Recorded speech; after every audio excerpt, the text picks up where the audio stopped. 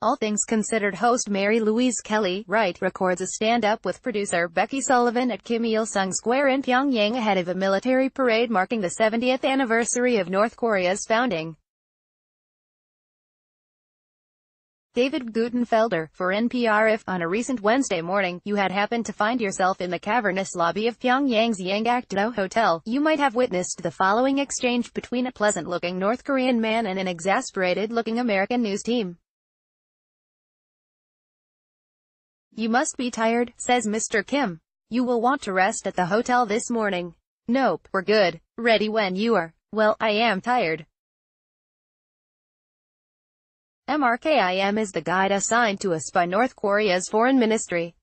We are charged $75 per day for his services, and they are not optional. I'm using his last name only here, because he did not want to be quoted in any official capacity or appear to be speaking for the North Korean government. He's been glued to my side from the moment we cleared passport control at Pyongyang Airport 6 days earlier, acting as an interpreter, a fixer, a bridge between our worlds, and a stunningly efficient one-man journalism prevention service.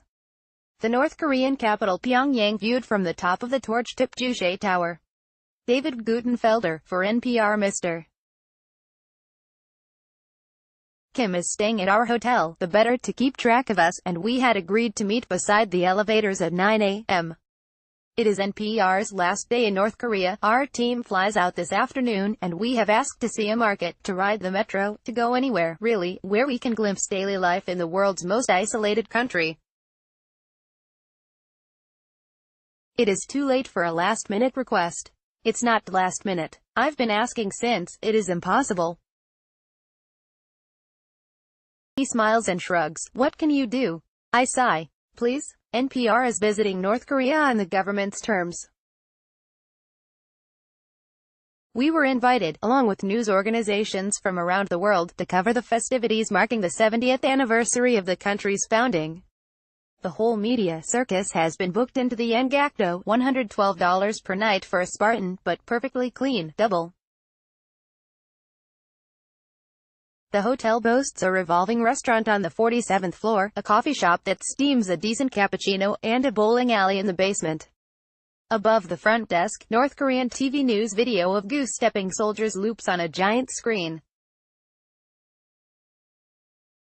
At a teacher training college in Pyongyang, Mary Louise Kelly interviews researcher Shin Yun-si. Each news outlet was accompanied by one or two government-assigned guides, seen here in suits and ties. David Guttenfelder, for NPR. Before booking plane tickets, I'd ridden the foreign ministry with a list of interview requests, from North Korea's leader Kim Jong-un himself to military officers to school students. "You will see anniversary festivities," came the firm reply. And so we have, from concerts to a moonlit parade of torches to a military parade on Kim Il-sung Square. It's tricky in North Korea, a country not renowned for its human rights record or for celebrating a free press, to know quite how hard to push. But pushing is the job. All of which is to say, Mr. Kim is under no obligation to take us anywhere. His government has kept its end of the bargain. And it's tricky in North Korea, a country not renowned for its human rights record or for celebrating a free press, to know quite how hard to push. But pushing is the job, and so we push, and remind him that we've traveled thousands of miles and crossed 13 time zones to see his country, talk with people, and then tell an American audience what we observe. When Mr. Kim at last relents and announces we can leave the hotel after all, there's a catch. He eyes my right arm, on which I had been wearing an armband identifying me as a journalist. The armbands are royal blue and itchy, and we were forced to fork out $40 to rent them. It was a relief to hand mine over on our last night in the country, in preparation for our departure. It was also, apparently, a mistake. North Korean military prepare to exit a concert hall at the end of an orchestral performance to mark the 70th anniversary of the founding of the nation. David Guttenfelder, NPR. You are not credentialed as journalists anymore, he informs us. You may not interview anyone. You may not talk to anyone. You are tourists. Appropriately, we take taxis to a tourist trap, a souvenir shop in the shadow of Pyongyang's Arch of Triumph modeled after the Arc de Triomphe in Paris, but 30 feet taller, for bragging rights. We browse posters and refrigerator magnets and the local mushroom liqueur. Aside from shop assistants, there is not a North Korean in sight, not a chance of striking up a conversation or interviewing anyone. And now we've been joined by a second government guide, Mr. Rewind up for one last swing. All week, we've been asking to visit the subway, to witness the city's daily commute. There's a station across the street. Can we go see the metro? There's not enough time. I check my watch. There's time. I do not have time, Mr. Kim clarifies. 10 minutes. Just to see inside. We don't even need to ride it. He closes his eyes. When he opens them, the metro is closed today. I teeter between exploding in frustration or in giggles. Neither seems wise. I try appealing to the second guide. Just a quick stroll on the train platform? You might get lost, Mr. Ri says solemnly. It is for your own safety. I never did see the Pyongyang metro. I never got a straight answer as to why the request was so problematic. Other journalists who arrived earlier than us for the 70th anniversary events were taken there, were allowed to ride in to interview people. Mary Louise Kelly in Pyongyang.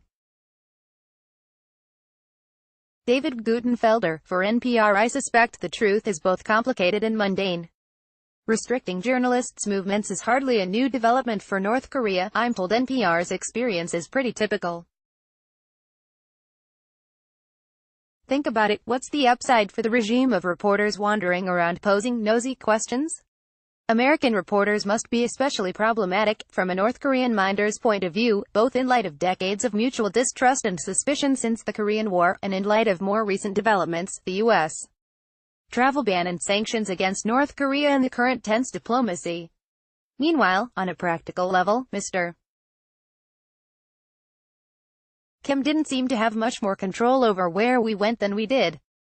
The orders were coming from higher up. My guess is that our approved schedule really did call for us to chill in the hotel all morning, and he had to pull strings to bring us to that souvenir shop. I might have had more sympathy for his plight had we not struggled for access throughout our visit, at every turn. We visited a teacher training college but were not allowed to speak with students. They are in class. After the military parade on Kim Il-sung Square, we walked along streets jammed with ordinary North Koreans, their faces flushed with pride. We were not allowed to speak with them. We had to get back to the bus. One day, we drove 70 miles north of Pyongyang, to Mount Myehyang and a beautiful park where we were told North Korean families liked to picnic. When lunchtime came, NPR and other U.S. news organizations were escorted to a pavilion in the forest for Korean barbecue. It was delicious, a lovely meal, and not a North Korean family to be found. A North Korean farmer stands in the middle of a rice field in a rural area north of the capital city Pyongyang. David Guttenfelder, for NPR. It's hard to imagine two jobs with goals more diametrically opposed than a North Korean government minder and an American reporter determined to ask ordinary North Koreans how they feel about their country and their lives. The irony is, the one North Korean to whom I could put these questions incessantly was Mr. Kim. You have a lot of time to talk when someone is glued to your side for 6 days. Mr. Kim wanted to know what teacher colleges in America look like. He wanted to know what lipstick brand I wear, and he had me write it down, Estee Lauder, so he would get the spelling right. He told me the story of how he met his wife. I showed him my Facebook feed, brimming with back-to-school snaps and with colleagues sharing job news. Most North Koreans do not have access to the internet. He taught me to slurp Pyongyang cold noodle soup. I taught him to play rock, paper, scissors. He wanted to know what I thought about the upcoming U.S. midterm elections. I wanted to know what it feels like to live in a country where you don't have the right to vote. His answer, in a nutshell: why would I need to vote? Supreme Leader respected Comrade Kim Jong-un runs the country, and he is always right. One day, after touring a silk factory, we peeked into a dormitory where some of the workers live. The facilities included a swimming pool and a rec room, replete with 6 ping-pong tables. Want to play? I asked. He looked startled, and then a grin crept across his face. Are you good? I'm terrible. My son should be here. He's superb. All things considered, host Mary Louise Kelly, wearing the government-mandated armband marking her as a foreign journalist, waits on a bus in Pyongyang. David Guttenfelder, for NPR. Which one? Asked Mr. Kim, familiar by now with my family dynamics. Both. My 12-year-old is better. I like to think I might have scored a point or two off him, but we couldn't find paddles, and the bus was waiting, and he said we needed to get back to the hotel. Next visit, Mr. Kim. I'll be practicing. I'll bring the paddles. You can spring for the metro fare to get there.